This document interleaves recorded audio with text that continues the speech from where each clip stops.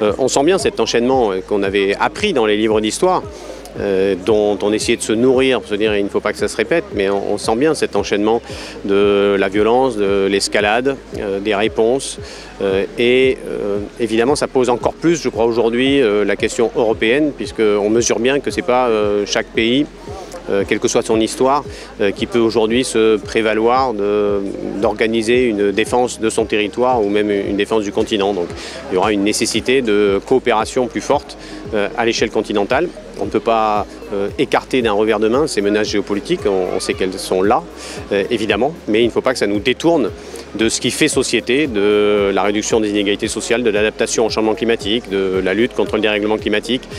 Tout cela, on le voit bien. C'était aussi ce 14 juillet l'occasion de rappeler qu'en période de canicule, en période d'incendie, nous devons travailler pour cette réduction des inégalités face aux canicules, pour cette adaptation du territoire français et notamment pour les pompiers qui étaient là, cette nécessaire augmentation du nombre de pompiers et de leur équipement. Je rappelle qu'il n'y a que 12 Canadair en France, que le président Macron avait promis qu'il y en aurait 2 de plus d'ici la fin de son mandat. Ça ne sera pas le cas. Une commande a été annulée pour des raisons budgétaires, l'autre a été passée tellement tard que ce sera livré en 2028.